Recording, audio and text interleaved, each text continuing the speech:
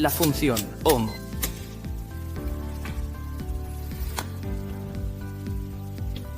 ¿Para qué sirve esta función? Simplemente para medir una posible resistencia. Por ejemplo, tenemos una resistencia de valor conocido con nuestras puntas. Nos conectamos a los terminales de esta resistencia y leemos el valor.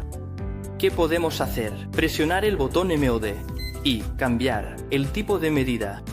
Esta siempre es una medida de resistencia en modo de continuidad, que mide aquí el instrumento. Júpiter. La continuidad, por ejemplo, de un cable eléctrico.